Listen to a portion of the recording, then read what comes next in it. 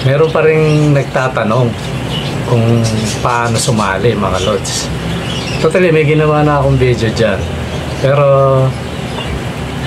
alang-alang sa mga yung nakapanood nito, ulitin kong maiksi lang, mga lods.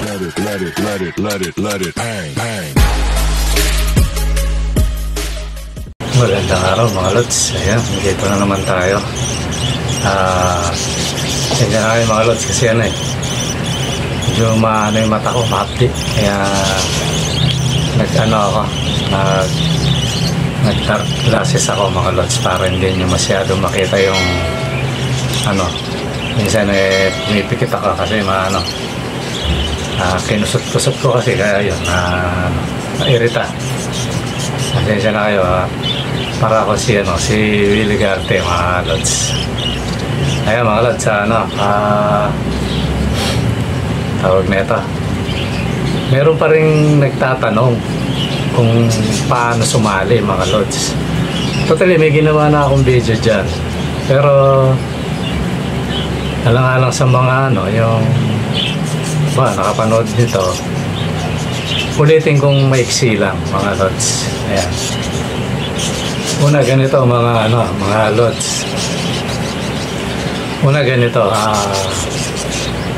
kung hindi ka pa naka-subscribe, mag-subscribe ka, lods. Mga idol, kasi yun ang unfair kasi sa mga hindi sa mga naka-subscribe tapos hindi ka naka-subscribe, mananalo ka, unfair yun, diba, kaya pinaka natin, mag-sub ka muna. Ngayon, pag naka-subscribe ka na, yun, pwede ka nang mag-entry, mga lods.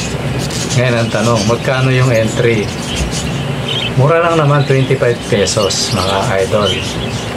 Pero yung 25 na yun, ginawa natin para pinaka-lowest 25. Ang ginawa ko, mga lods, pinaka-lowest kasi 25 lang naman, pero dapat 100 para 4 kagad. So pinakamababang i-entry 100, pero 4 na entry na yun, mga idol. Magkakaroon ka ng slot doon, 4 na sunod-sunod yung yung pangalan nyo, mga idol. So ngayon, pag naka-Gcash na kayo, mga lods, isend nyo sa akin yung Gcash number, yung captured. I-capture nyo. Ito, lagi kong sinasabi kasi ito, although ako, pagkakamali ko yun, hindi lang. I-capture nyo yung katunayan na nag-Gcash kayo. Nandyan naman yung ipa-plus ko yung number at saka nasa description din. Ipa-plus ko siya para makita nyo kung kung anong number yon. Although nasa description yon. Tapos i-send nyo sa akin yon, yung capture nyo, send nyo sa messenger. Ayan, ilalagay ko rin dyan sa although nasa rin yon, pero maganda, ilagay ko na para yung medyo ayaw magkalkal, ayun, makikita na nila. So ngayon, para mailista natin yon, i-recap ko lang, mga lods, pagka Gcash nyo, una subscribe ka muna. Pag naka-subscribe ka na, yun, pwedeng mag-Gcash ka na. Pag naka-Gcash ka na, i-capture mo, i-send mo sa Junior Pabalan, yun yung messenger ko. Makikita ko yun, mga lods, kasi lagi akong tumitingin sa request kung kasi pag naka-entry ka naman, makikita ko na lagi yun. So ganun lang, mga idol. Tapos yung ibang nagtatanong din kung pwedeng malayo, kagaya kagabi. Tama nga ba kagabi? Merong taga Batangas, sabi niya, Lods, pwede bang sumali? Sabi ko, pwede naman, kaya lang ang pamasahe malayo. Ngayon, kung gusto mo, sabi ko ganito, kasi within Metro Manila 170 lang naman yun Although sinabi nga sa kanya, sige, gawin ko ng 200 yung sasagutin kong pamasahe, kasi dito sa paikot pinakamalayo sa Metro, mga lods, 170. Yun na yung pinakamalayo. Ngayon, Gagawin ko ng 200, sabi ko dun sa kausap ko kagabi. Kaya yun, pumayag siya. Kaya yun, tumaya siya mga lods. At ang pangalan niya si Abigail Oyao, yan, from Batangas. Shoutout sa iyo, lods. So banggitin ko na rin yung mga naka-entry na. Number 1 si Jo Marie Cajao, yan. Tapos yun, 4 yung entry niya. Tapos si Mel Ordoña, yan. Fairview SM to si Lods. Mel Ordoña, 8 yung entry niya. Tapos si Alexander Canlas Marcelino, 4 ang entry niya. Totally 100 yun, kaya 4. Tapos si Elizabeth Zapata Aquino, ito yung si nanay na, although kasalanan ko yun na na-send niya yung sa hindi pa verified na number yung ginagamit ko, kaya sabi ko kay nanay, okay lang yan, sige, count naman yan. Pero sa susunod, wag na dyan na kasi yan. Hindi natin pagkikinabangan yung itataya natin dyan sa number na yun. Kaya binura ko na kay nanay, baka mamaya tayaan niya uli. So, yan, si Elizabeth Zapata. Tapos si Pranian o Prani Noveda, yan. Kumbaga ang pangalan niya sa Facebook, JF Cruz, yan. Yan si Lods. Ang entry niya 4 din. Tapos yung huli kagabi si Abigail Oyao, yan. 10 naman yung tinayaan ni Lods, bali 250 yun. So totally 6 pa lang sila mga Lods. Ulitin natin yung mga tumaya, si Jo Marie Cajao, 4 na entry. Pangalawa si Mel Ordoña, 8 entry. Alexander Canlas Marcelino, 4 na entry. Elizabeth Zapata, 4 na entry. Ito yung nagkamali ng although ako yung pagkakamali ko yon sa isang number na kasi, pero count naman yun, huwag kang mag-alala. Si Elizabeth Zapata. Tapos si Prani Noveda, yan. Kung tawagin JF Cruz, yan, sa Facebook yung JF Cruz, yan, si Prani Noveda. Tapos yung kagabi si Abigail Oyao, yan, 10 ang tinaya. So totally siya yung pinaka mataas ang taya mga lods. So ganun lang mga lods, sa 100 mo may 4 ka ng entry. Tapos i-send nyo sa juniors pabala, i-capture nyo, send nyo ron para makita ko, kasi yung gamit ko mga lods, gigas, key commander yon, kaya hindi natin agad mati-detect yun. So yun mga idol, iwan na natin yung inano ko lang kasi para hindi kayo malito. So ngayon ito, sabi ni Rodolfo Torralba, ayan, shoutout sa iyo Lods. Si Lods medyo nagdidiman ng konti kasi dapat daw nanalo na, iba naman. So totally ito Lods, siyempre tumataya sila parang partida sa mga halimbawa 20 o 30 yung sumali, yung sa akin lang to mga Lods.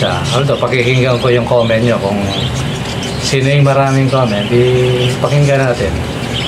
Kasi sa akin ganito, sumali sila sa entry, diba, gumastos sila.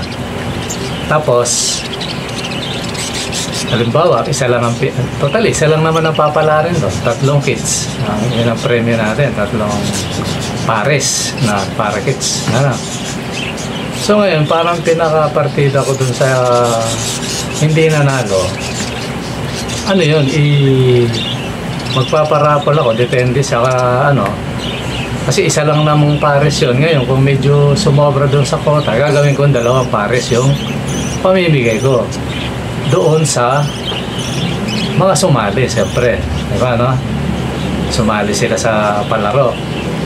Although hindi ito yung talagang plano, inano ko lang kasi lahat naman bagay kasi dapat subukin natin. So ngayon partida yon.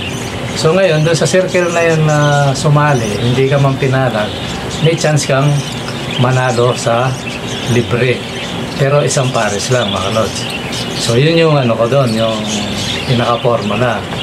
Pero wag kayong maglala mga lods. Sa susunod, ganito gagawin natin. Magpaparapol ako na uli. Siyempre may entry. Tapos magpaparapol pa rin ako ng libre doon pa rin sa circle ng mga hindi nanalo nakasali sa raffle. Tapos magpaparapol ako doon sa doon sa lahat ng subscriber at saka yung magsasubscriber. So ganoon na lang mga idol para kasi mainipin lang si Lods totally yun naman talaga yung plano natin. Shout out sa iyo Lods, si Rodolfo Torralba.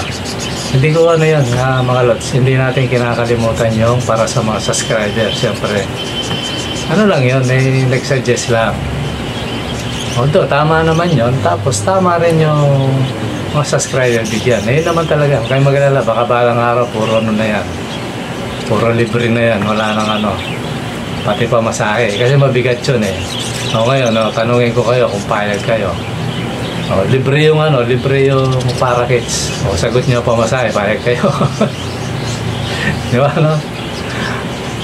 yung mga malapit siguro payag, baka pumunta na lang dito. Paano naman yung malayo mga lods? So yun yung punto ko doon, na siguro gawin ko sa susunod, may bayad na entry, tapos doon din sa mga sumali may libreng entry, may libreng raffle na mananalo sila. Tapos sa labas may libreng rin para sa subscriber. Ayan, ganoon na lang. Pero sana sumobra para kung sakali sagutin ko na rin yung pamasahe nung nasa lahat ng subscriber. Ayan. Kasi sa totoo mga, di pa tayo kumikita rito, kaya kailangan mailabas natin yung pamasahe. Baka mamaya taga Cavite o Bulacan ng Manalo, todas ako mga lods. Diba Kaya yun yung point natin. Pero pagdating ng araw na marami na tayong sabihin may pamantsak na, madaling salita, hindi na yun, wala nang ganong entry mga lods. Halimbawa yung wala na. Basta ang gagawin nyo lang, comment lang, magyaya kayo mag-subscribe. Puro gano'n lang ang palaro natin. Tapos like and comment lang. Pero pagdating ng araw makulat kasi nasilat tayo sa Totally kagabi sinilip ko yung AdSense ko. May problema. Meron akong ads, pero although huwag nyo escape kasi baka ibigay pa rin sa akin yan. Naka-hold yun mga lods. Hindi na gumagalaw yung yung AdSense. Yung kita sa AdSense. Pag nag-login ako ron, hindi na gumagalaw. Hindi ko alam kung pumapasok yun doon sa ginawa kong isa na sinapaw ko dito sa channel ko, kaya pero antayin ko munang mabuksan yan, ma-unlock pag nakakuha ko ng papeles mga lods. Pag okay na yung mga ID ko, tapos kakausap uli ako sa Google, yun, alay nyo, di ba So ito yung doon, yung unang natin, kaya malito malaki yung pagdating na araw sa South tayo, gagawin ko agad yun, yung libre na may cage, basta kompleto yun mga lods. Kahit saan ka pang wag lang tawid dagat wag lang Bicol yan, kasi Bicol malayo na sobra. Pero kung Batangas lang, Batangas, Pampanga, Pangasinan, pwede na rin siguro pag-usapan na lang, kasi kung paano itatravel, o kaya kung may kamag-anak ka may kamag-anak kang Pangasinan nga, may kamag-anak ka sa Pampanga, diyatit sa Pampanga, kasi pag sobrang layo na na yan mga lods, pinag-uusapan na yung ron. Tali na yan, magastos na masyado sa madaling salita. So yun mga lods, wala nang babayaran, kaya ganito, sali kayo, kahit meron nga taga Bisaya, taga Mindoro sumasali mga lods Ayan, bilib ako sa mga yan, sabi niya kung bakit. Sabi niya, Lods, pag nanalo ako, iparapol mo ulit, no? Yan ang mga tira, mga lods.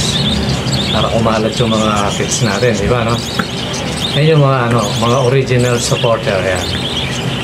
Okay, mga lods, ngayon, totally, inano ko lang yun kasi may tanong ng tanong sa messenger. Yan, pati yung nasa abroad, nagtatanong. Totally, alas 2 na madaling araw na gano'n, hindi ko na siguro, pababagsak niya dun sa kapatid niya. Kasi kung sa Pampanga, may additional charge yun. Kasi, nasa Saudi Arabia si Lods eh. Kung sasali siya, tapos siya yung pala rin, may kapatid sa Santa Ana, baka doon yung ipapagsak yun. Kasi kung sa Pampanga, additional. Ganun lang mga Lods eh, kasi wala pa tayong pamadyak, mga idol. Kaya, pasensya muna siguro sa mga susunod, wala, ano pa to? Kasi kaproblema nga eh. Pero, ito, ma-unlock lang uli, tapos, umandar na uli yung AdSense. So, yan, masaya na ako rin mga Lods. Kasi, sayot sa gusto ni AdSense pagdating ng araw, makakakabig tayo sa kanya, mga Lods. So, yun lang muna, mga Lods, siguro. Tapos, yung ito, maisingit ko na lang muna. Kasi meron nagte-text sa messenger. Ulitin ko, mga Lods, mag-comment kayo dyan sa channel natin. Pag nag-comment kayo, di punta kayo sa messenger ulit. At least, nakikita yung tanong nyo. Kasi para pag sinagot natin, alam nang nakaabang yung ibang mga kasama natin, lalo na yung mga UB, mga Lods. Kaya sana yung mga nagtatanong, kagaya nung nagtanong siya.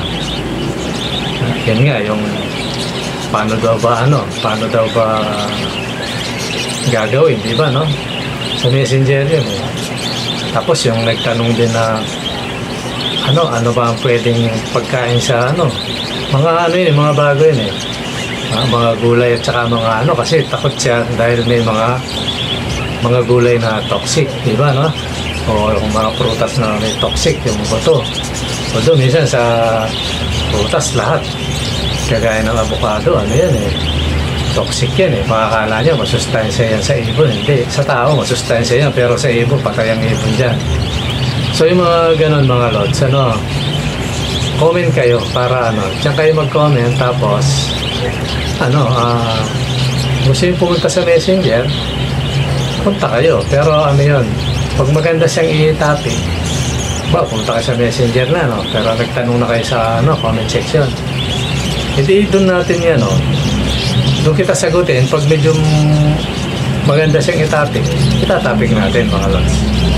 Ganon, mga idol. Kaya yung mga lahat ng nagtatanong sa messenger, diyan kayo pumunta sa kasi gaya ng sabi ko nga minsan, ayoko na sagutin nyo kasi parang nasosolo eh.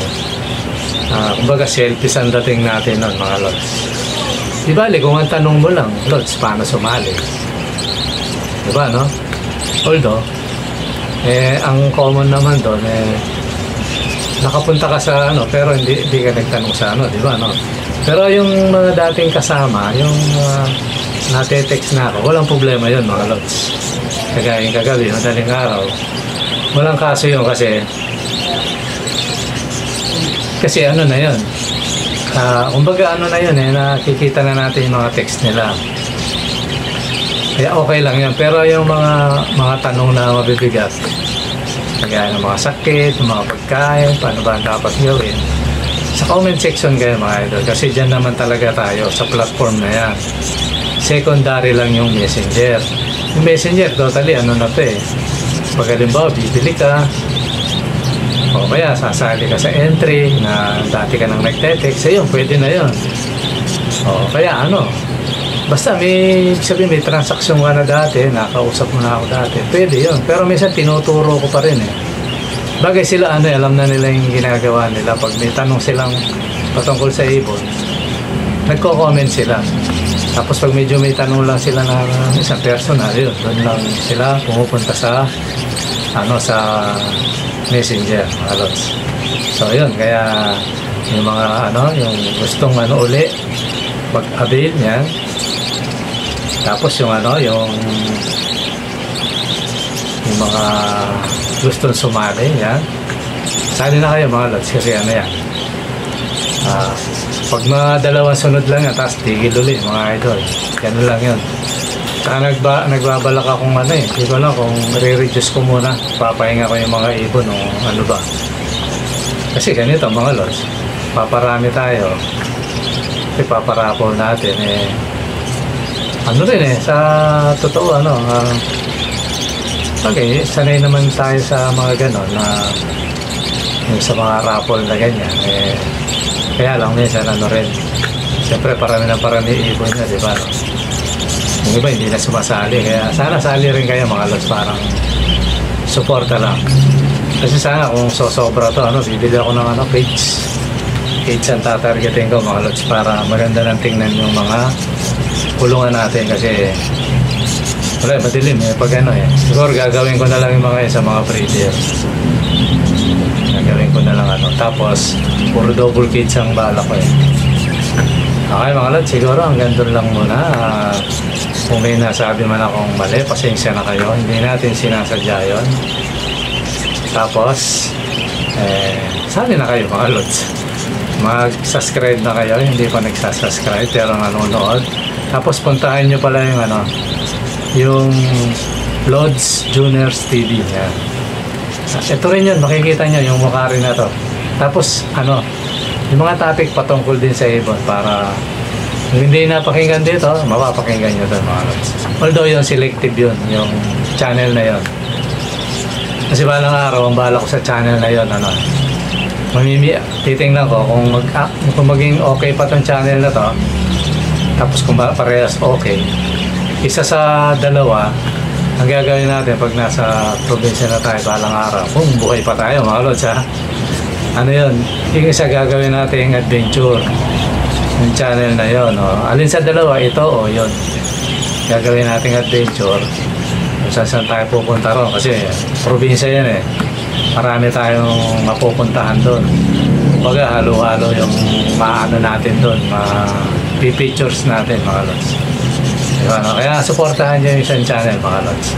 Kung sakasakali mang pumalya to, at least may tatakbuhan tayo. Okay mga lods, siguro hanggang dito muna at maraming salamat sa panonood. Bye bye.